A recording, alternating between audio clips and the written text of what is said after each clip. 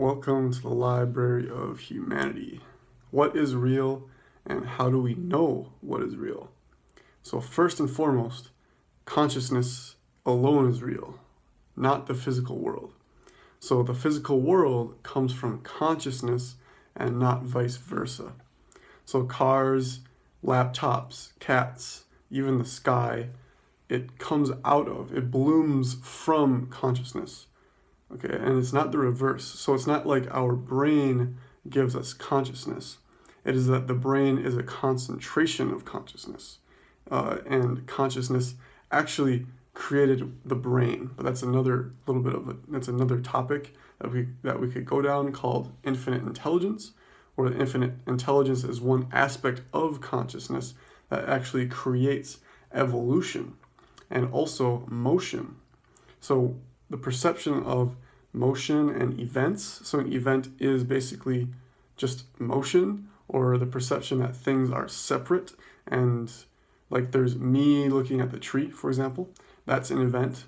But all of this is arising out of the infinite consciousness that is always the moment. So the moment is real. Only the moment, only right now is real. And so if you dive into the consciousness, and you dive into the consciousness via your own consciousness. So first you have to be curious, and you have to trust yourself that your consciousness is the consciousness. Okay? So that's a paradox. So everybody's consciousness, it seems separate, but it's actually equal to the consciousness. Okay? And how do we know? How do we know is that we have to experiment. We have to be scientists of consciousness. And this is where science is actually going, through neuroscience and physics, specifically, quantum mechanics, very specifically, is that scientists in the future are going to dive into consciousness itself to figure out that the physical universe that scientists are studying blooms from consciousness. Okay, and what are some methods to do that? Number one, meditation. Meditate as much as you can. Because meditation is going to be a practice to make you very, very mindful, when you can do number two, which is try psychedelics. And I don't advocate drugs, okay, but I advocate trying psychedelics, right? I don't advocate addiction to anything. I completely disagree with anybody who thinks addictions are appropriate. Even internet addiction, or porn addiction, or even socializing too much, or even addiction to exercise. Okay, these are all addictions. Addiction to caffeine. These are all addictions. But actually psychedelics, specifically LSD, mushrooms, DMT, they have the opportunity to, if you try them, and only a couple times, okay, this is not an addiction, because these substances, I'll call them substances instead of drugs, these substances can show us what is real, and it's like an they're like a guide. They're like, hey, this is real, check this out, this is real, and you are just blown away. You just look like this, you're like, wow, yeah, this is real, and I have always known that this is real. My consciousness is real. Okay, and it's like returning to when you were 2 years old and you realized, like, wow, this is reality, this is life. Okay, it's returning to that. So those are the two main tools to access this consciousness that is always now. So the physical world is coming from it, and I don't even know how much more to say about that. I can't say it bigger than that. Like, how crazy is that? Like, your idea of reality is coming from consciousness, is coming from this gigantic, ineffable consciousness. Ineffable means you can't point to it, you can't name it, it's not localized, so it doesn't have a location. It's because it's infinitely right now. It's infinitely here, and all of reality is emanating from it. And you can call it an it, you can call it a this, you can call it the real, you can call it even God. But from my experience, God is actually an experience within it.